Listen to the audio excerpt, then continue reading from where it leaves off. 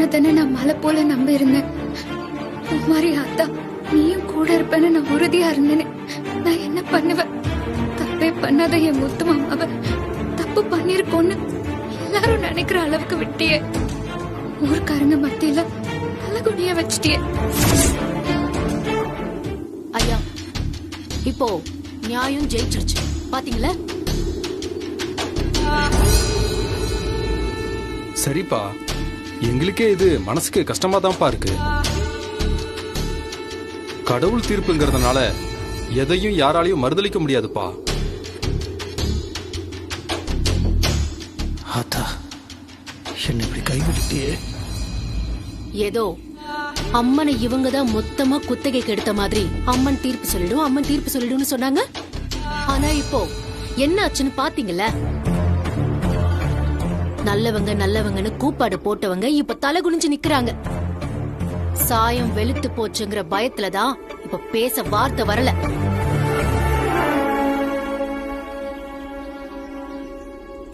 என்ன வெண்ணிலா, என்ன சொல்ற இப்போ? சொல்லு. இப்படி ஒரு சோதனை உனக்கு வந்திருக்க வேண்டியதில்ல. என்ன பண்றது, ஏற்கனவே பேசின மாதிரி பத்திரத்துல நீ கையெழுத்து போட வேண்டிய நேரம் வந்துருச்சுப்பா.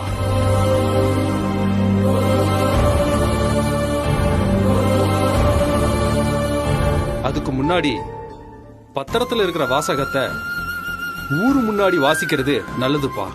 அதுக்கப்புறமா நீ கையெழுத்து போடுப்பா. அந்த பத்திரத்துல இருக்கிறத வாசி தம்பி. வெண்ணிலாவுக்கும் பொன்மகளுக்கும் கொடுக்கிற அதே மரியாதையையும் அங்கீகாரத்தையும் ஊர் உலகில் இனி ஸ்வேதாவிற்கும் திருத்தணிகைக்கும் கொடுக்க நான் மனதார சம்மதிக்கிறேன்.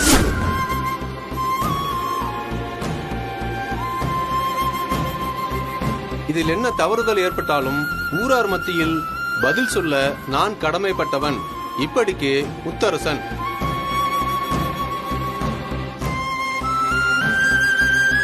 என்னப்பா முத்தரசு, இந்த பத்திரத்துல இருக்கிற வாசகங்கள்லாம் உனக்கு சரின்னு படுதா? ஐயா, வாசகங்கள் சரிதாங்க. ஆனா இதுல சேர்க்க வேண்டிய முக்கியமான விஷயம் இன்னொன்னு இருக்கு. இது பாருங்க, ஏற்கனவே எனக்கு உணர்வு இல்லாத நேரத்துல முத்தரச மாமா ஏதோ கடமைக்கு தான் எனக்கு தாலியை கட்டியிருக்காரு. அதனால மறுபடியும் இவர் எனக்கு ஊரறிய உலகறிய தாலியை கட்டி என்ன முழுமையா மனைவியா ஏத்துக்கணும். புரியுதுங்களா? அதுக்கும் கட்டுப்படுறேன்னு இவர் எழுதி கொடுக்கணும்.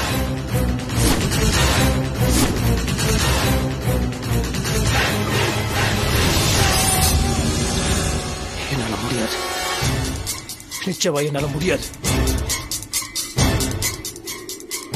என்ன முத்தரசு, ஆத்தாவோட தீர்ப்பு கிடைச்சதுக்கு அப்புறமும் இப்படி பேசுறது எந்த வகையில நியாயம்? அந்த ஆத்தாவே வந்து சொன்னாலும் சரிங்க, என்னால முடியாது. எனக்கு தெரியாத தப்பு பண்ணணும் இல்லையானே. நான் ஒரு தப்பு பண்ணல, என் மனசாட்சிக்கு தெரியும். என்னால முடியாதுன்னா முடியாதுதான், யார் சொன்னாலும் சரி. அது எப்படி மாமா? ஊர் தீர்ப்புக்கும் ஆத்தா தீர்ப்புக்கும் மதிப்பு கொடுக்காத நீங்கெல்லாம் ஒரு நியாயஸ்தரா? ஊருக்காரங்க மொத்த பேரும் சும்மா நிக்கிறீங்களே, கேளுங்க. ஊருக்குதான் நியாயம் தர்மம் எல்லாம், இவருக்கு மட்டும் இல்ல.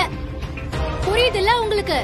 இங்க பாரு முத்தரசு, இப்படி ஒரு தீர்ப்பு ஆத்தா கிட்ட இருந்து வந்ததுக்கு அப்புறம் இனிமேலும் பிடிவாதம் பிடிக்கிறதுல அர்த்தமே இல்லப்பா. ஸ்வேதா சொன்ன விஷயத்தையும் சேர்த்து சரின்னு ஒத்துக்கிட்டு கையெழுத்து போடுற வழியா பாருப்பா. என்னங்க பேசிட்டு இருக்கீங்க? என் பொட்டாட்டி உயிரோட இருக்கா, என்ன வற்புறுத்தி இன்னொரு கழுத்துல எப்படி தாலி கட்ட சொல்றீங்க? சட்டப்படி தப்பு இல்லையா, குற்றம் இல்லையா? வெண்ணிலா, முதல் மனைவி சம்மதிச்சாதான் ஓ முத்து மாமா என் கழுத்துல தாலி கட்டுவாராம்.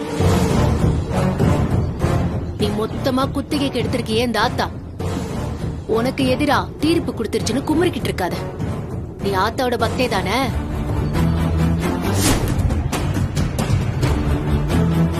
வாயை திறந்து பேசு.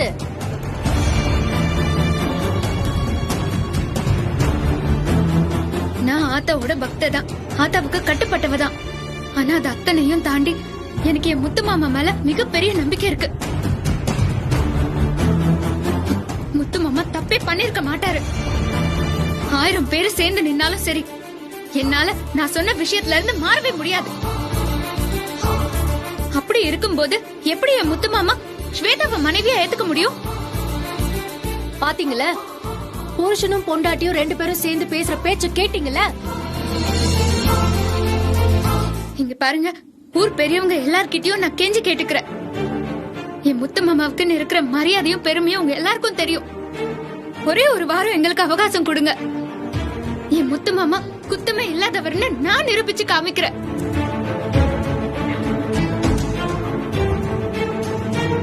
என்னம்மா இது? சாமியே தீர்ப்பு கொடுத்ததுக்கு அப்புறமும் கூட எப்படிமா நிரூபிக்க முடியும்? நிரூபிக்க முடியும், முடியும், முடியும், முடியும். இது அந்த ஆத்தா மேல சத்தியம். இது பாரு, அது இதுன்னு சொல்லி ஆத்தா உங்களுக்கு எதிரா தீர்ப்பு கொடுத்ததுனால எஸ்கேப் ஆக பாக்குறீங்களா 2 பேரும்? அதானே? இதெல்லாம் சும்மாங்க, நம்பாதீங்க. ஊருக்கு கட்டுப்பட்டே ஆகணுங்க. அதை மீறி யாரும் எதுவும் செய்யக்கூடாது. அப்படி மீறினா ஆத்தா சாபத்துக்கு ஆளாக நேரம். இது ஊரு. இனிமே இந்த வீட்டோட மகாராணி நான் தான். இந்த வீட்டுக்குள்ள நான் வச்சதுதான் சட்டம். பாவம், பாத்துட்டு இருந்த அத்தனை பேரும் வாயடிச்சு போயிட்டாங்கல்ல. எதிர்த்து அவங்களால ஒரு வார்த்தை கூட பேச முடியலையே. ஏன்னா சாமி எனக்கு சாதகமா தீர்ப்பு கொடுக்கும்னு முத்தரச மாமாவும் சரி, அந்த வீணா போன வெண்ணிலாவும் சரி, பாவம் கனவுல கூட நினைச்சு பாத்திருக்க மாட்டாங்க.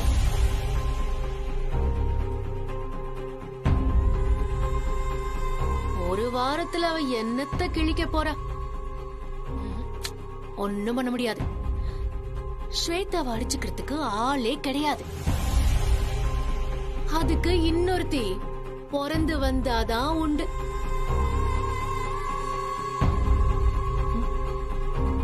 ஏய் அக்ஷயா, நான் இவ்ளோ சந்தோஷமா இருக்கேன், நீனு மூஞ்சி உம்மன் வச்சிட்டு இருக்க.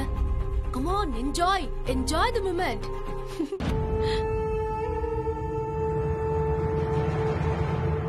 இல்ல ஸ்வேதா, உன் பக்கம் நியாயம் இருந்து சாமி தீர்ப்பு கொடுத்திருந்தா சந்தோஷப்படலாம். ஆனா இப்ப சாமியவே ஏமாத்திட்டு சந்தோஷப்பட முடியுமா?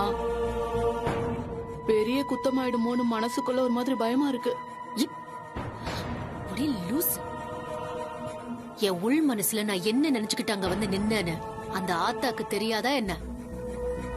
என்ன தண்டிக்கணும்னா முத்தரச மாமா சுத்தி வரும்போதே அந்த கற்பூரம் அணைஞ்சிருக்கணும்ல. அது நடந்துச்சா? நடக்கலல்ல. அந்த சாமியே எனக்கு தாண்டி சாதகமா இருக்கு, உனக்கு தான் அது புரிய மாட்டேங்குது.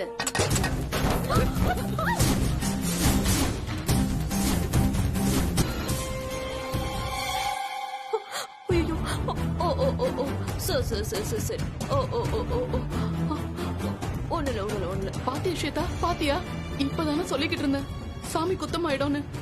கண் எதிரில ஃபேன் அபசகுணமா விழுந்துருச்சு பாத்தியா? நல்லா இருந்த ஃபேன் எப்படி விழுகும்? ஏய் அறிவு கிட்டவளே, இந்த மாதிரி ராங் சென்டிமெண்ட் எல்லாம் என்கிட்ட பேசிட்டு இருக்காத. ஃபேன் எப்படி விழுந்துச்சுன்னா, உனக்கு இப்போ தலையில நட்டு லூசா இருக்குல்ல, அதே மாதிரி இந்த ஃபேன்லயும் நட்டு லூசா இருந்திருக்கு. அதனாலதான் கீழே விழுந்திருக்கு. சும்மா தோத்துருவோன்னு பேசிக்கிட்டு. இத பாரு, ஜெயிச்சிருவோன்னு நம்பிக்கை இருந்தா மட்டும் ஜெயிப்போம். அதை விட்டுட்டு இப்படி பயந்துகிட்டே இருந்தா நம்ம இடம் நமக்கு கிடைக்கவே கிடைக்காது. எல்லாரும் நம்மள ஏறி மிதிச்சுட்டு போய்கிட்டே இருப்பாங்க. நான் எடுத்த இந்த விஷயத்துல ஜெயிச்சு சாதிச்சு நான் காட்டுவேன். எனக்கு என் மேல முழு நம்பிக்கை இருக்கு. ஜெயிச்சு முத்தரச மாமாவோட பொண்டாட்டியா, திருத்தணியோட அம்மாவா, முழுமையா இந்த வீட்டுக்குள்ள இருக்கிற நாள் வந்துருச்சுடி. அத அந்த கடவுளால கூட மாத்த முடியாது.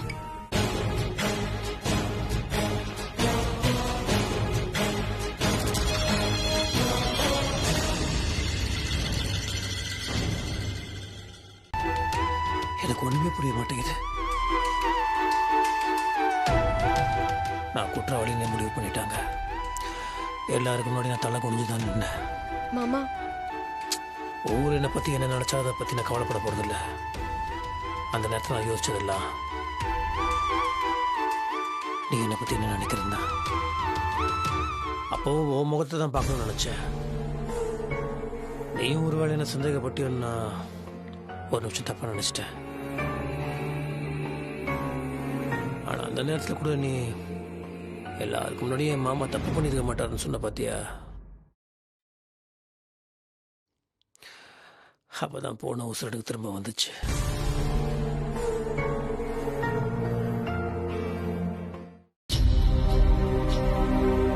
சத்தியமா சொல்றேன், நீ எனக்கு மனைவியா கிடைச்சதுக்கு நான் என்ன புண்ணியம் பண்ணிருக்கேன்னு தெரியல.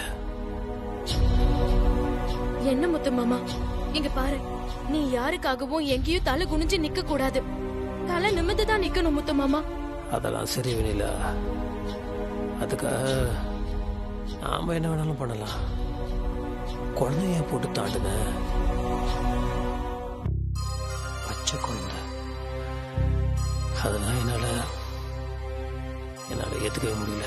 முத்து மாமா, அந்த இடத்துல நீ சரியானவர்னு நிரூபிக்கணுங்கிற எனக்கு அந்த வெறி மட்டும்தான் இருந்துச்சு. அதான் எனக்கு வேற வழி தெரியல. அவங்க ஏதேதோ பேசி உன் மேல அது இதுன்னு அசிங்கத்தை அள்ளி இறைச்சிட்டு இருக்காங்க. அவங்க வாய ஒரே அடியா அடைக்கணும்னா எனக்கு வேற வழி தெரியல முத்து மாமா. அதுக்காக தான் நியாயத்தை காப்பாத்த வந்த குழந்தையா இவள நினைச்சு நான் அப்படி பண்ணேன். பெருசாகி அவகிட்ட சொன்னாலும் கூட அப்பாவோட மானத்தை காப்பாத்துறதுக்காக எனக்கு ஒரு வாய்ப்பு கிடைச்சதேன்னு நினைச்சு அவ சந்தோஷப்படுவாளே தவிர கண்டிப்பா சங்கடப்பட மாட்டா. அண்ணி, ஏதோ அங்க ஒரு ஆவேசத்துல சொல்லிட்டீங்க. நமக்கு இப்ப வரைக்கும் எந்த விஷயமும் கையில இல்லையே அண்ணி. எப்படி அண்ணி நிரூபிக்க போறீங்க? இப்பவும் நான் சொல்றேன், என்னைக்குமே மனுஷங்க தப்பு பண்ணலாம், ஆனா தெய்வம் தப்பே பண்ணாது. அந்த ஆத்தா சொன்ன தீர்ப்புல எனக்கு நம்பிக்கை இருக்கு. அண்ணி, அப்போ அண்ணன் தப்பு பண்ணிருக்காருன்னு நீங்களும் சொல்ல வர்றீங்களா? அவசரப்படாத கார்த்தி. அந்த குழந்தைக்கு முத்து மாமா தான் அப்பான்னு ஆத்தா 1க்கு 2 தடவையா உறுதி கொடுத்திருக்கா. ஆனா அம்மா யாருன்னு உறுதிப்படுத்தலையே.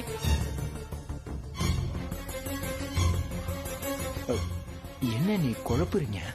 கார்த்தி, ஒரு குழந்தைக்கு அவ அம்மாவா இல்லையான்னு அவ பதட்டத்தையும் நட உடைய வச்சே கண்டுபிடிச்சிடலாம்.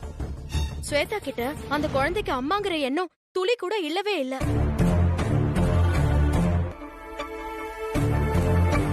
அப்படி இருக்கிறப்போ அவ எப்படி அம்மாவா இருக்க முடியும்?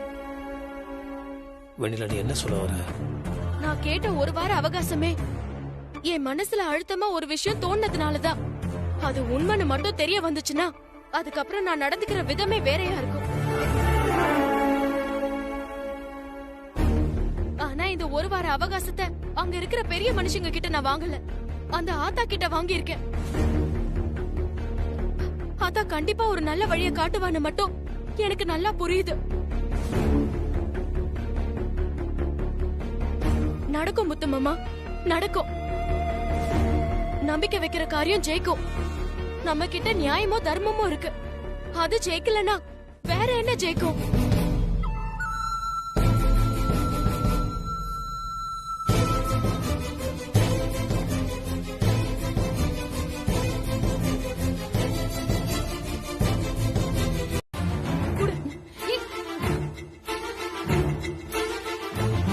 பாத்தீங்களா முத்து மாமா, பாத்தீங்களா?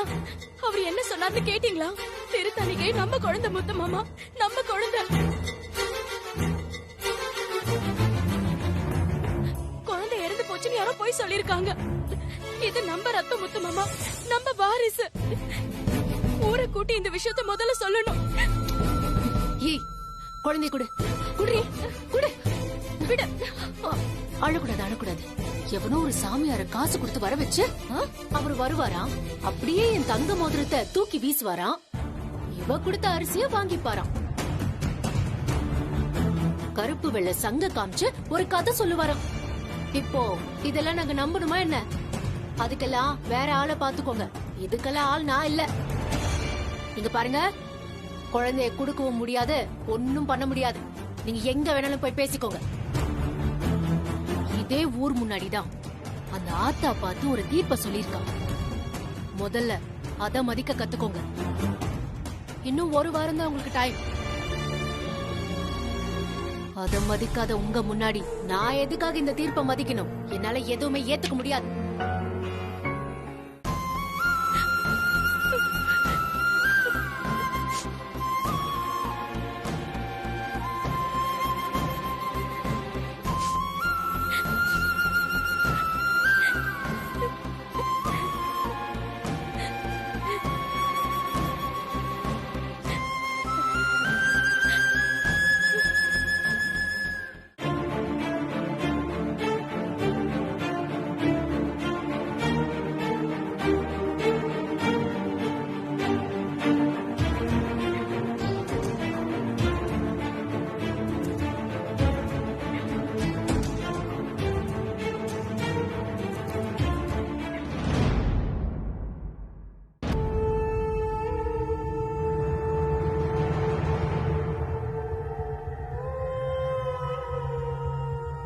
அண்ணி, அடுத்து என்ன பண்றது அண்ணி? இப்படி ஒரு பிரச்சனை ஆயிடுச்சு. என்ன செய்யறதா? என் மனசுக்குள்ள ஒரு எண்ணம் இருக்குன்னு சொன்னல, அது இதான் கார்த்தி. திருத்தணிகைக்கு பால் கொடுத்ததால மட்டும் அம்மான்னு நான் உரிமை கொண்டாடல. ஒரு அம்மாவுக்கு தான் பெத்த குழந்தைய தெரியாதா? ஆமா முத்து மாமா. ஆனா நான் வாயை திறந்து சொன்னா எல்லாரும் என்ன சொல்லுவாங்களோன்னு ஒரு தயக்கம் இருந்துச்சு. ஏன்னா ஸ்வேதா அந்த குழந்தைய கையில வச்சுக்கிட்டு பொம்மை மாதிரி எல்லாரையும் ஆட்டி படைச்சிட்டு இருக்கா.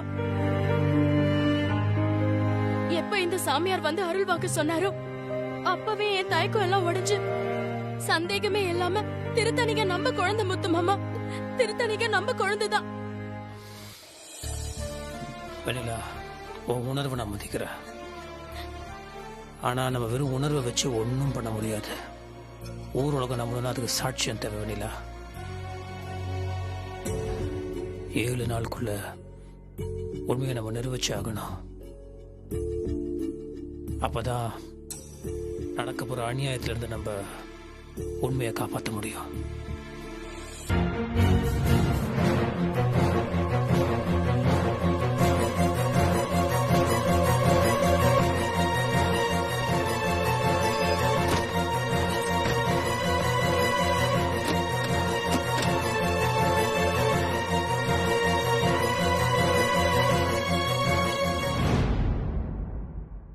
ரொம்ப சந்தோஷங்க. எங்களுக்காக நீங்க இவ்வளவு தூரம் வந்து எங்களுக்கு புரியுற மாதிரி இவ்வளவு தெளிவா சொன்னதுக்கு ரொம்ப நன்றி. சரிங்க தம்பி, அப்ப நாங்க கிளம்புறோம். கார்த்தி அண்ணா, பெரியவங்களை கொண்டு போயிட்டு பத்திரமா விட்டு வந்துரு. பத்திரம். வரோமா? வரோம். வாங்கம்மா.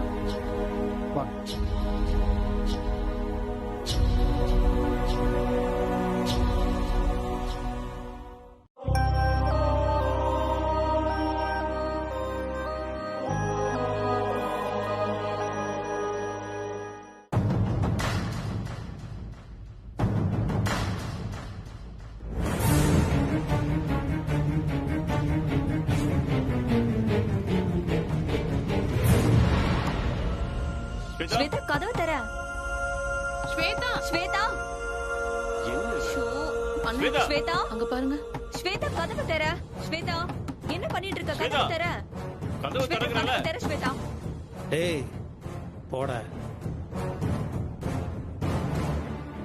ஏய் ஸ்வேதா, கதவு தர. எதுக்கு? திருத்தணிகையை கொடு. தர முடியாது மாமா. உங்களுக்கு உரிமை இருக்குங்கிறது எல்லாமே நிஜம்தான். ஆனா அந்த உரிமையை நிலைநாட்டணும்னா முதல்ல என் கழுத்துல தாலியை கட்டுங்க. அத விட்டுட்டு சும்மா இங்க வந்து உரிமை பத்தி எல்லாம் பேசிட்டு இருக்க கூடாது.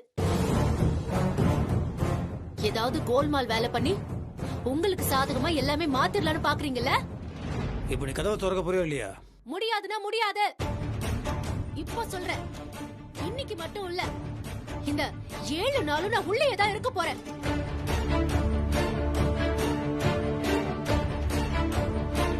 அதுக்கப்புறம் நீங்க திண்டாடி தவிச்சு தண்ணி குடிச்சு ஊர்க்காரங்க வந்து நம்ம 2 பேருக்கும் கல்யாணம் நடக்கணும்னு முடிவு பண்ணுவாங்கல்ல, அப்படி முடிவு பண்ற அன்னைக்கு உங்க கையால தாலி கட்டிக்கிறதுக்காகத்தான் நான் வெளிய வருவேன். என் குழந்தை உங்க கையில கொடுத்து எனக்கு நானே சூடு போட்டுக்கணுமா? தேவையில்லாம பேசிட்டு இருக்கிற. மரியாதையா கதவை திறக்க போறியா இல்லையா? அப்போ முடியாது மாமா. நான் எடுத்த முடிவுல உறுதியா இருக்கேன். உங்களால முடிஞ்சா என்ன வேணாலும் பண்ணி நிரூபிங்க. இவன் ஏன் குழந்தை உங்க கையில எதுக்கு கொடுக்கணும்? இப்படி கதவை திறக்கலன்னு வச்சுக்கோ, கதவை உடைச்சு நான் உள்ள வருவேன். கதவை திறக்க முடியாது. ஏய் முத்து மாமா. அச்சோ செல்லம்.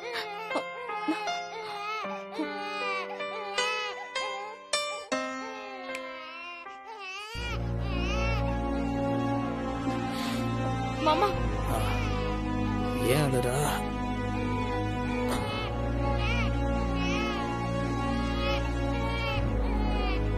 என்னாச்சு? தெரியல முத்து மாமா. குழந்தை அழுதுன்னு தொட்டு பார்த்தா உடம்பு அனலா கொதிக்குது. ஐயோ நல்லதானே வேணும் திடீர்னு. எப்படி என்னாச்சுன்னே தெரியல முத்து மாமா. உடம்புலாம் கொதிக்குது. எனக்கும் ஒண்ணும் புரியல முத்து மாமா. நீங்க இரு, நான் மருந்து ஏதாவது எடுத்துட்டு வரேன். சரி சரி சரி, ஒண்ணுடா.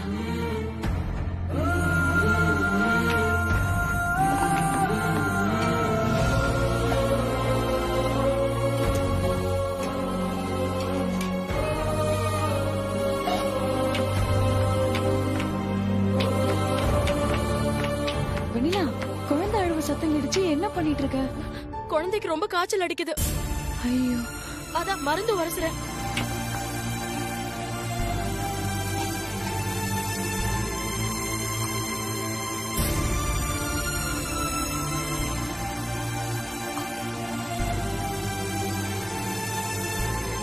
சரி சரி சரி, நான் எப்படி குடும்பத்து மாமா.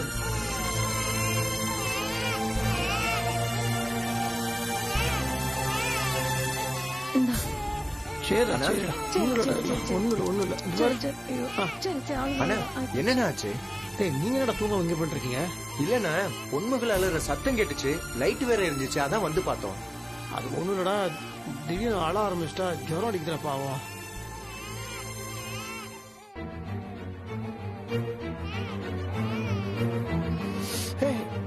பாத்துறீங்களா? முத்து மாமா கொடுத்த மருந்து எல்லாத்தையும் வாந்தி எடுத்துட்டா. நாம பேசாம ஆஸ்பத்திரிக்கு கூட்டிட்டு போலாமா? சரி சரி வா, நீங்க போய் படுங்க, ஹாஸ்பிட்டல் போட்டு வந்துடுறோம். சரிண்ணா, நீங்க போயிட்டு எதுனா கால் பண்ணுங்க. நானும் வரேன் மாமா. வா.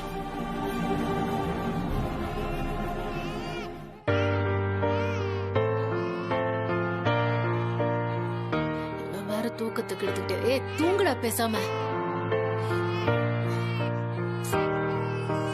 என்ன ஆச்சு உனக்கு? ஏய்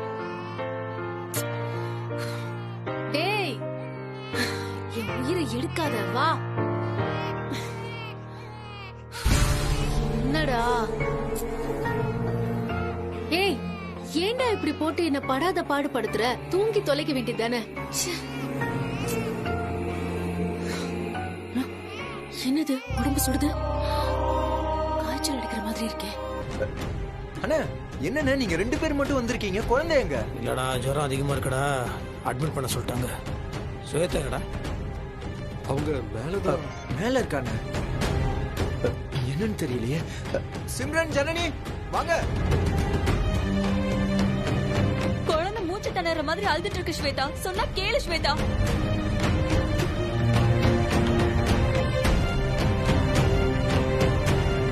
முத்து மாமா, எல்லாரும் கூடி இருக்கிறத பார்த்தா பயமா இருக்கு மாமா. குழந்தைக்கு ஏதாவது வந்துட போகுது ஸ்வேதா. கதவை தெர ஸ்வேதா. முடியாது. டேய் போங்கடா. நான் ஒன்னும் வர வேலையே இல்லையடா. ஜன்னலுக்கு வெளியே ஜாலரா தட்டுறீங்களா?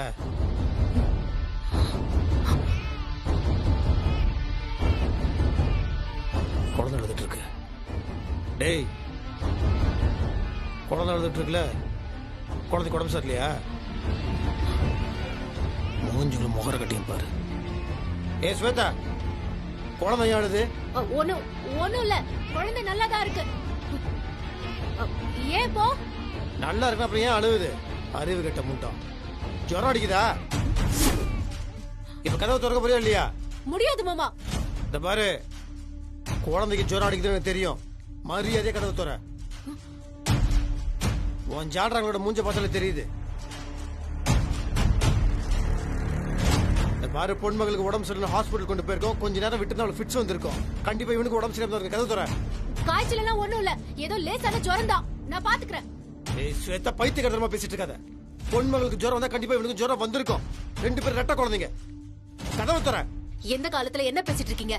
பொன்மகளுக்கு காய்ச்சல் வந்த உடனே இவனுக்கும் காய்ச்சல் வந்துருச்சுன்னு சொல்றீங்க?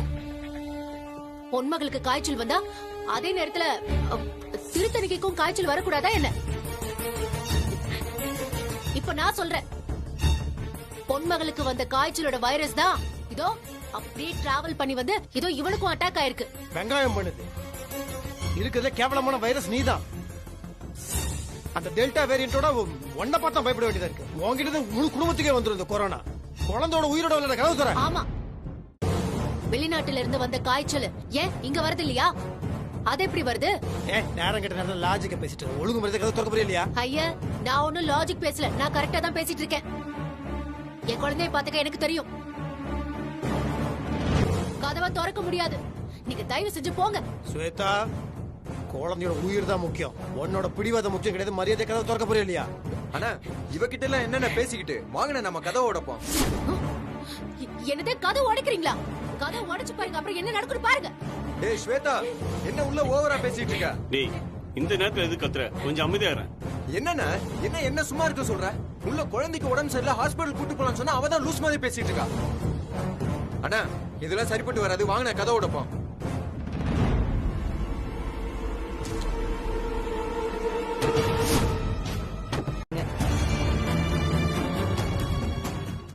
என் திருத்தணிக்கு எனக்கு கிடைச்சிட்டா. என் தங்கம் 2த்தையும் காப்பாத்திட்டா. எல்லாம் வேண்டுதல்னாலதான். நீ கும்பிட்டுக்கு ஆத்தாவே நேரில் வந்துட்டா பாத்தியா? சரி சார், பாத்துக்கோங்க. நான் குடுக்கற மெடிசின்ஸ் மட்டும் கரெக்டா கொடுங்க. அப்புறம் 1 வீக் கழிச்சு மறுபடியும் செக்கப்க்கு வர வேண்டி இருக்கும். ரொம்ப நன்றி டாக்டர். நன்றி டாக்டர். ஓகேமா. மாமா, குழந்தைக்கு நல்லா ஆயிடுச்சு முத்து மாமா. நான் தான் ஏற்கனவே சொன்னேனே, ஒன்னாலதான் 2 குழந்தைங்க இப்ப சரியா இருக்காங்க.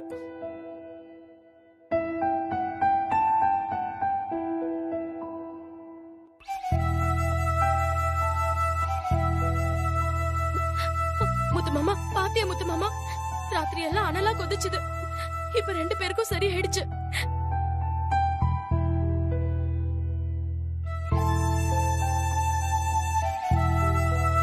முத்து மாமா, பொன்மகளுக்கு இருக்கிற மாதிரியான மச்சம் திருத்தணிகைக்கும் இருக்கும்னு சொன்னாங்கல்ல. இப்ப வரைக்கும் நம்ம பாக்கல. அவனுக்கும் இருக்கான்னு பாத்துடலாமா? வீட்டுக்கு போனா எப்படி இருந்தாலும் ஸ்வேதா பார்க்க விட மாட்டா. சரி, உடனே நீ எப்ப?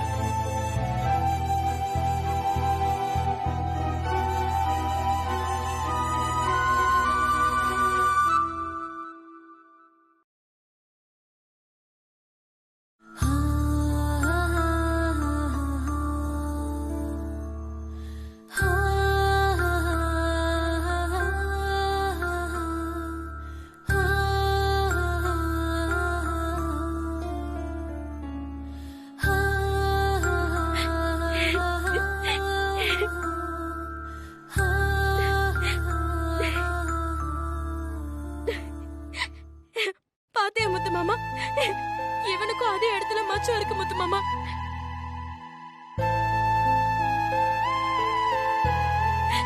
இது ஒண்ணு போதும். இது ஒண்ணு போதும் முத்து மாமா. இது நம்ம குழந்தை, நம்ம ரத்தம், நம்ம வாரிசுன்னு நிரூபிக்க இது ஒண்ணு போதும் முத்து மாமா. உடனே ஊரை கூட்டி தகவல் சொல்லு. பெருமையா சொல்லு முத்து மாமா. இது நமக்கு பிறந்த குழந்தைன்னு சொல்லு முத்து மாமா. இது பொன்மகள் கூட பிறந்த ரெட்ட குழந்தைன்னு சொல்லு.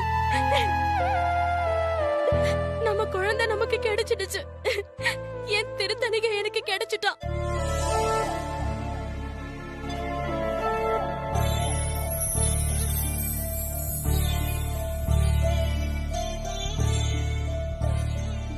உனக்கு என்ன பிரச்சனை? அது பெரிய கதைங்க. எனக்கு 2 குழந்தைங்க பிறந்துச்சு. ஒரு குழந்தை இறந்தே பிறந்துச்சுன்னு என்கிட்ட போய் சொல்லிட்டாங்க. என்னால அதை நம்ப முடியல. என் உள்ள உணர்வுல என்னோட இன்னொரு குழந்தை இருக்குன்னு ஒரு குரல் கேட்டுக்கிட்டே இருந்துச்சு. ஆஸ்பத்திரியில வச்சு என் குழந்தைய என் முத்து மாமாக்கு முறை பொண்ணா இருக்கிற ஸ்வேதாங்கிறவ திருடிட்டா. அப்படி திருடி அவளுக்கு தெரிஞ்ச டாக்டரை வச்சு அந்த ரிப்போர்ட் எல்லாம் அவளுக்கு சாதகமா மாத்திக்கிட்டா. அதுக்கப்புறம் ஒரு பொய்யான DNA ரிப்போர்ட்டையும் வாங்கி இந்த ஊருக்குள்ள பஞ்சாயத்துல காமிச்சு பேசி அவளுக்கு பிறந்த குழந்தைதான் திருத்தணிகன்னு நிரூபிச்சுட்டா. அதுக்கப்புறம் எவ்வளவோ முயற்சி பண்ணியும் எதுவுமே நடக்கல.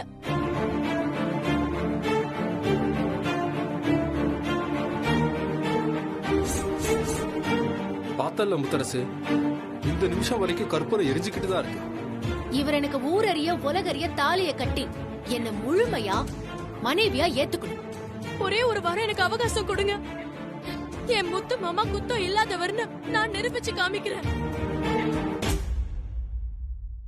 என் வாயால நானே இப்படி ஒரு வார்த்தை சொன்னேன். அப்புறம் வீட்டுக்கு வந்த ஒரு சாமியாரு திருத்தணிக எனக்கு பிறந்த குழந்தைதான்னு சொன்னாரு. அதுக்கப்புறம் 2 குழந்தைக்கும் இந்த மாதிரி மச்சத்தை பார்க்கும்போது 2 மச்சமும் ஒரே இடத்துல இருக்கு. ஆனா அந்த ஸ்வேதா அதையும் மறுத்து DNA டெஸ்ட் பண்ணி ரிப்போர்ட் எடுத்துட்டு வாங்கன்னு சொல்லிட்டா. என்ன பண்றது ஏது பண்றதுன்னு எதுவுமே புரியல. அப்படி அந்த DNA டெஸ்ட் கொடுத்தா அதோட முடிவு தெரிய 10 நாள் ஆகுமா. ஆனா பஞ்சாயத்துல நான் பேசி வாங்கின கேடு முடிய இன்னும் 5 நாள் தான் டைம் இருக்கு. நீங்க பக்கத்து ஊரு ஜமீன் வாரிச அவங்க குடும்பத்தோட வாரிசு தான் நிரூபிச்சு குடும்பத்தோட சேர்த்து வச்சத நான் கேள்விப்பட்டேன். அது மனசுக்கு ஒரு நம்பிக்கைய கொடுத்துச்சு. இங்க பாருங்க, 2 குழந்தைக்கு அம்மாவா உங்களை நான் கெஞ்சி கேட்டுக்கிறேன். எனக்கு என் குழந்தை வேணும். உங்களால என் குழந்தைய மீட்டு தர முடியுமா? அம்மா வெண்ணிலா, கவலைப்படாதம்மா. ஒண்ணு பண்ணுமா, அந்த 2 குழந்தைகளையும் ஊர் பொதுமக்கள் கூடி இருக்கிற பஞ்சாயத்துக்கு கூட்டிட்டு வரணும். அந்த பொண்ணையும், அதான் உன்னை ஏமாத்திட்டு இருக்கால, உன் குழந்தைக்கு அம்மான்னு சொல்லி அவங்களும் கூட இருக்கட்டும். நானும் ஊர்ல விசாரிச்சு ரெட்டை குழந்தையா பிறந்த 2 குழந்தைகளையும் ஒரே அப்பா அம்மாவுக்கு வேற வேற பிரசவத்துல பிறந்த அண்ணன் தங்கச்சியா இருக்கக்கூடிய 2 குழந்தைகளையும் கூட்டிட்டு வர சொல்றேன். அவங்கள வச்சு முதல்ல இந்த மருந்து எப்படி வேலை செய்யுதுன்னு பார்த்து நிரூபிச்சுட்டு அதுக்கப்புறம் உங்க குழந்தைங்க மேல இந்த மூலிகையை பயன்படுத்துறேன். அப்ப எல்லாருக்குமே எது உண்மைன்னு எளிதா புரிஞ்சிரும். ரொம்ப நன்றிங்கய்யா. நீ நிம்மதியா போமா. இதெல்லாம் ஒரு பெரிய விஷயமே இல்ல. கண்டிப்பா நிரூபிச்சிடலாம்.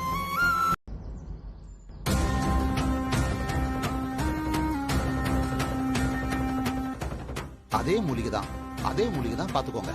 கையிலேயே தான் வச்சிருக்கேன். இதை இப்ப இந்த 2 குழந்தைகளுக்கும் வைக்க போறேன். ஒருவேளை சிவப்பு நிறமா மாறுச்சுன்னா நான் எதுவும் சொல்ல வேண்டியதில்ல. இந்த மூலிகை சாரே பேசிடும். இல்ல ஒவ்வொன்றும் வேற வேற கலர்ல இருந்தா அதுக்கு அர்த்தம் என்னன்னு உங்களுக்கே தெரியும்.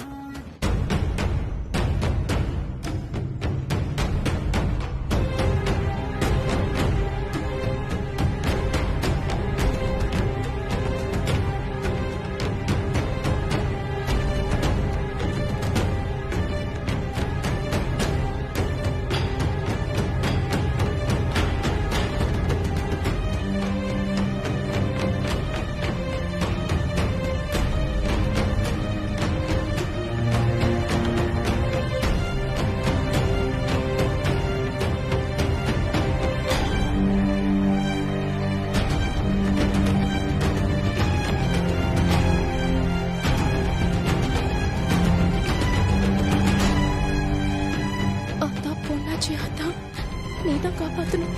காப்பாத்தாத்தா. அதான்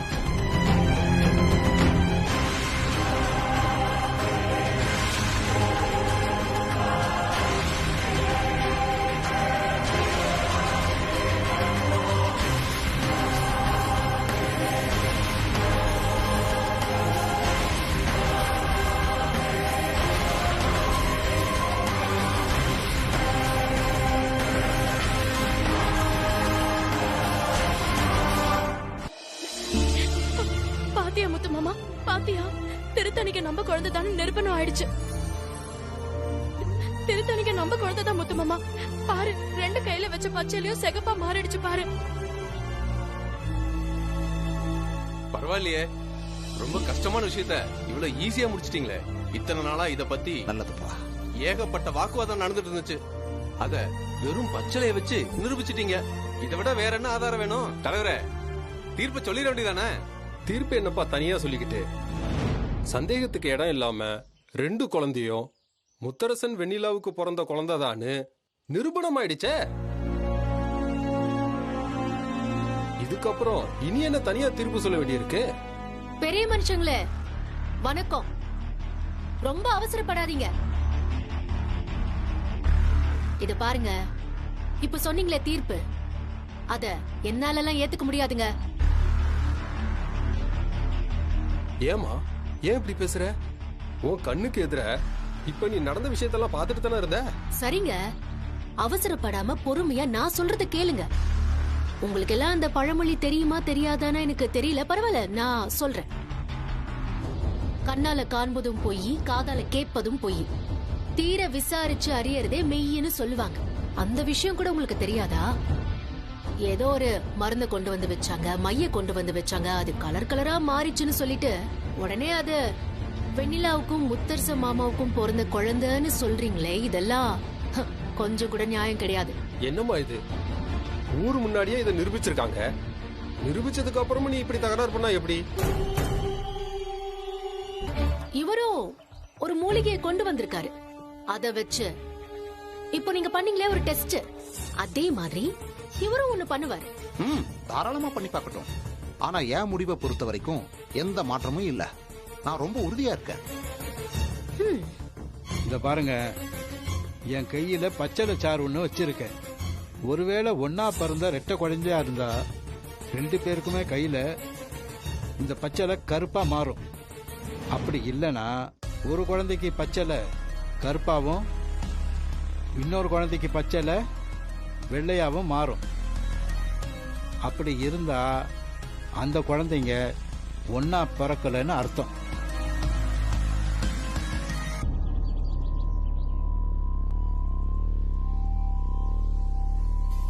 சரிங்க வைத்தியரே, டெஸ்ட் பண்ணி